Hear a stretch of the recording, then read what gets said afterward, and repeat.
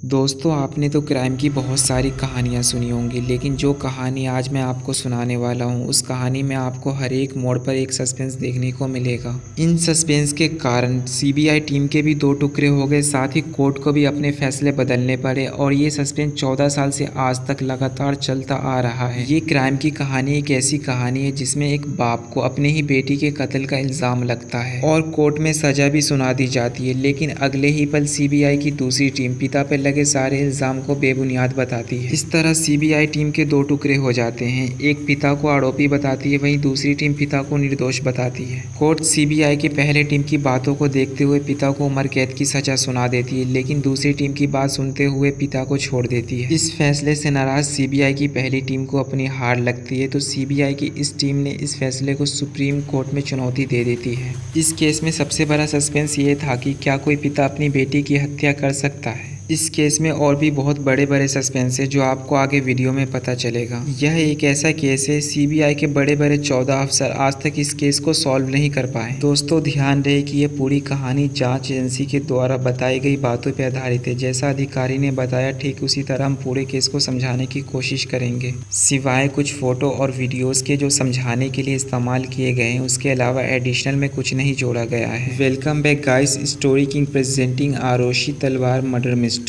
कहानी की शुरुआत कुछ इस तरह होती है कि नोएडा के सेक्टर 25 जलवायु बिहार में जाने माने डेंटिस्ट राजेश तलवार रहते थे। 15 मई 2008 की रात 11 बजे उनके लैपटॉप के वाईफाई में कुछ दिक्कत हो जाती है, तो वे अपनी 14 साल की बेटी आरुषि के कमरे में चले जाते हैं। वहां रखे कंप्यूटर को खोलकर कुछ मेल करने लगते हैं। आरुषि उस दौरान चेतना भगत 3 की मिस्टेक्स ऑफ माई लाइफ पढ़ रही थी। आरुषि की मां नूपुर भी कुछ देर में आ गई। अब दोनों बैठकर बातें करने लगी और पिता आरुषि के कमरे में मेल कर रहे थे। कुछ देर बाद राजेश और नूपुर अपने कमरे में चले जाते हैं। इधर घर का नौकर हेमराज आरुषि के कमरे में चला जाता है। कुछ देर बाद राजेश किसी काम से अपने कमरे से बाहर निकला तो आरुषि के कमरे का दरवाजा थोड़ा सा खुला पाता है। झांक कर देखा तो आरुषि और हेमराज आपत्तिजनक हालत में थे, मतलब ऐसा हालत जिसपे ऑब्जेक्शन किया जा सकता हो। राजेश गुस्से से लाल हो गया, भागकर किचन के बगल में रखी गोल्फ स्टिक को उठाकर ले आया। कमरे का दरवाज़ा बहुत तेज़ी से खोलता है और हेमराज के सर पर बहुत तेज़ी से वार करता है, जिससे हेमराज का सर फट जाता है। राजेश ने गोल्फ स्टिक से दोबारा वार किया। इस बार हेमराज बगल हट जाता है और वार सीधा आरुषि के सर पर जाकर लगता है। इसके बाद दूसरे कमरे से नूपुर तलवार भी तुरंत वहां पर आ जाती है। राजेश ने पूरी बात नूपुर को बताई। फिर दोनों ने हेमराज की लाश को ठिकाने लगाने की प्लानिंग बनाई और मर्डर से अनजान बनने की कोशिश में लग गए।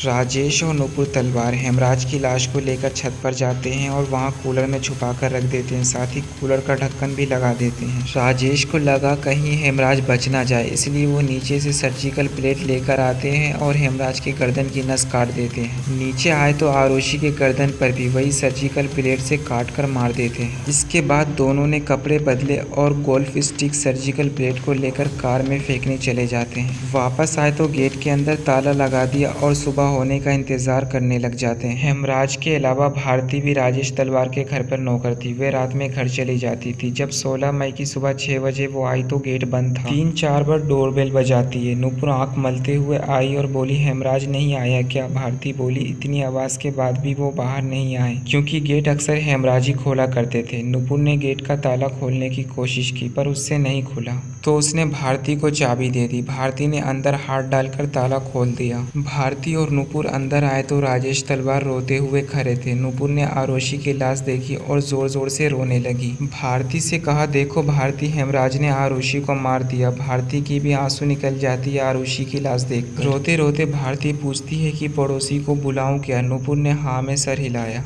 राजेश तलवार ने भी पुलिस को सूचना देने से पहले अपने परिवार के लोगों को बुलाया। 6:50 पर पुलिस आ जाती है। राजेश और नूपुर ने पुलिस के सामने हत्या के लिए पहला नाम हेमराज का लिया। हेमराज नेपाल का था, इसलिए पुलिस की एक टीम नेपाल के लिए भी निकल गई। यूपी पुलिस के फोटोग्राफर और फिंगरप्रिंट कलेक्टर चुन्नीलाल गौतम घटना स्थल पर 10 बजे पहुंचते हैं। फोटो खींची, फिंगरप्रिंट निकाला, लेकिन जब उसका फाइनल प्रिंट निकाला गया तो 24 में से 22 फोटो धुंधली थी। 23 इस फोटो निगेटिव से मेल ही नहीं खाती थी। हत्याकांड के अगले ही दिन पुलिस जांच के लिए छत पर जाने लगी। सीढ़ी पर ताला बंद था। चाबी मांगी तो राजेश तलवार ने दे दी। ऊपर गए तो हेमराज की लाश देखकर सन्न रह गए। अब पुलिस का शक बढ़ता गया। अभी तक पुलिस हेमराज को दोषी मान रही थी, लेकिन उसकी लाश मिलने के बाद आईजी पुलिस गुरुदर्शन सिंह ने केस को ऑनर किलिंग बता दिया और 23 मई 2008 को राजेश तलवार को गिरफ्तार कर लिया जाता है। उसके बाद इस केस को सीबीआई को सौंप दिया जाता है। जैसे ही सीबीआई को केस मिलती है, वो सबसे पहले राजेश तलवार का नार्को टेस्ट करवाती है। दोस्तों, नार्को टेस्ट वो टेस्ट होता है जिसमें सस्पेक्ट को इस तरीके से बेहोश किया जाता है कि वो कुछ हद तक होश में भी रहता है और जब पुलिस उससे सवाल करती है तो वो सारे सवाल का जवाब सच सच देता है।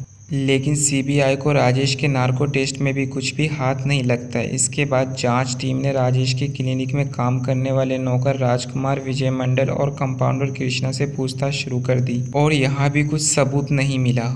सीबीआई ने सितंबर 2009 में स्पेशल जुडिशरी मजिस्ट्रेट प्रीति सिंह को रिपोर्ट भेजी। प्रीति सिंह ने सीबीआई की क्लोजर रिपोर्ट को खारिज कर दिया और कहा फिर से जांच करिए। अब जांच की जिम्मेदारी सीबीआई की दूसरी टीम को मिल जाती है। इसका नेतृत्व एजीएल कॉल को सौंप दिया जाता है। दूसरी टीम ने तलवार के परिवार और तीनों नौकर को छोड़ दिया। गाजियाबाद में विशेष रूप से गठित सीबीआई अदालत में चार्जशीट दाखिल की। चार्जशीट में राजेश तलवार को आरोपी बनाया गया था। सबूत के तौर पे सीबीआई ने कुछ जांचें लिखी थी, जिनमें से पहली जांच ये थी कि आरोपी के लाश को ढकने और उसके प्राइवेट पार्ट को साफ करने कोई दूसरा नहीं आएगा। दूसरी जाँच ये थी कि हेमराज की हत्या के बाद शव को छत पर कैसे पहुँचाया गया जबकि सीढ़ी पर ताला बंद था। तीसरी जांच ये थी कि सीबीआई के मुताबिक किसी बाहरी व्यक्ति के घर के अंदर आने के सबूत नहीं मिले। हेमराज की लाश को छत पर पहुंचाने के बाद राजेश तलवार ने खूब शराब पी और सारे सबूत मिटा दिए। इन्हीं सबूतों के आधार पर 25 नवंबर 2013 को सीबीआई के विशेष अदालत ने राजेश तलवार और नूपुर तलवार को धारा 302 और धारा 34 के तहत उम्र कैद की सजा सुनाई। इसके अलावा दोनों को सबूत मिटाने के लिए धारा 201 के तहत दोषी पाया और 5-5 साल की सजा सुनाई। अदालत के अनुसार अब नूपुर और राजेश को पूरी उम्र जेल में ही रहना होगा। राजेश तलवार ने सीबीआई के फैसले को जनवरी 2014 में इलाहाबाद हाई कोर्ट में चुनौती दे दी। कोर्ट ने सीबीआई की दलील देखी तो सब बकवास बता दिया। जज ने कहा इसमें सिर्फ कहानियां हैं, सबूत कहाँ है। कोर्ट ने जो दलील दी थी अब उसे समझिए। हत्याकांड में प्रयोग की गई गोल्फ स्टिक और सर्जिकल ब्लेड कहाँ है। हेमराज के खून के धब्बे राजेश और नूपुर पर क्यों नहीं मिले।